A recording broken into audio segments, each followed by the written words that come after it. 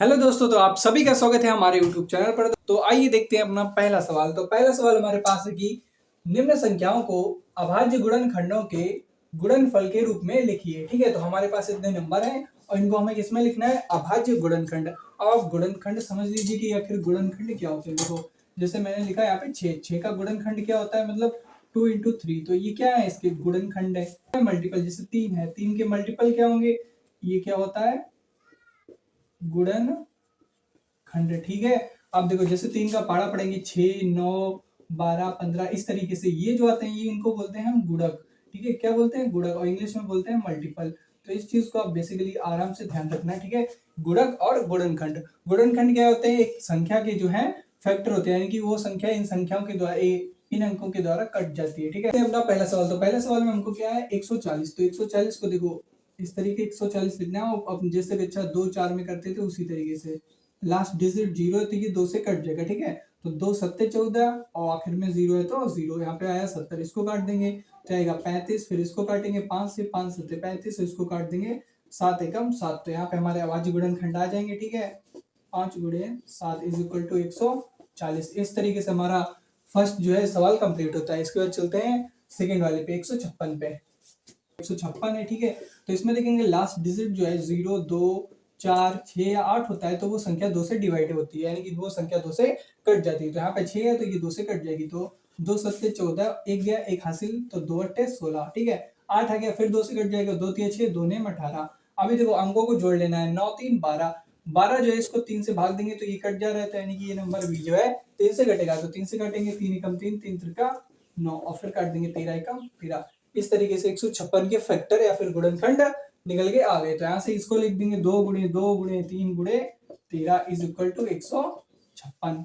अभी चलते हैं तीसरे वाले पे। अभी हमारे पास 3 नंबर सवाल है, यानी कि पहले का तीसरा। ठीक है, तो यहाँ पे देखो अंकों को जोड़ लेना है। 8 3 11 2 13 और 13 5 होते हैं 18। 18 जो है 3 से हमारा कट जाता है, तो संख्या भी जो हमारी 3 से कट जाएगी। तो देखो 3 से काटेंगे, 3 एकम 3, 3 दूनी 6, यहाँ पे 2 बचा तो 3 सत्ते 21, एक यहाँ पे बचेगा तो आएगा 3 बचे 15। ठीक है, आराम से देख लेना है। फिर इसके अंकों को जोड़ लेंगे, 2 2 1 3 7 10 और 5 15। 15 भी 3 से कटता है तो इसको फिर से 3 से काटेंगे, 3 चौक 12, 3 दूनी 6, 3 5 15।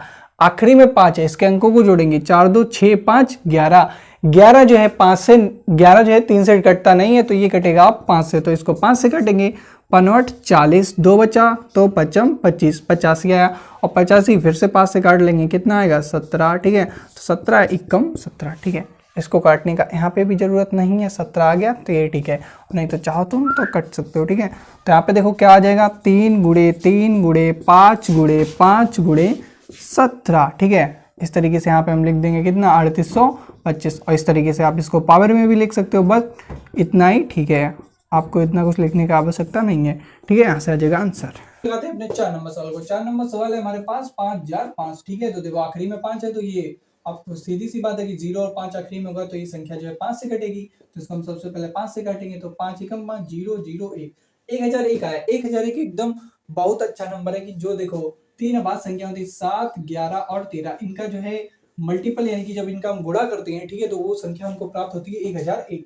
ठीक है, तो सबसे पहले हम देखो 7 से काट लेंगे, तो 7 एकम 7 बचा, 3 3 इसके पास है, 7 चौक 28 और फिर आएगा क्या 21, 2 हाथ से गया ना तो 7 तिया 21, 143। 143 को हम काटेंगे 11 से, तो 11 से काटेंगे, 11 एकम 11, यहाँ पे 3 बचा, 3 हम इसको दे देंगे, तो यहाँ पे क्या हुआ 33 33, तो 11 तिया 33 और फिर काट देंगे 13 से, तो 13 एकम 13। अब यहाँ पे आ जाएगा 5 7 गुणे 11 गुणे 13। अगर आपने बचपन में जो है अर्थमेटिक पढ़ी होगी, थोड़ा दिमाग लगा के, या फिर जिन्होंने पढ़े काफी ज्यादा याद करेंगे उनको ये नंबर पता होगा। अगर नहीं पता है तो आप ध्यान रख लो कि 7 गुणे 11 गुणे 13 इज इक्वल टू 1001। ठीक है, इसमें कोई परेशानी नहीं होगी। इसके बाद बात करते हैं फिफ्थ नंबर की।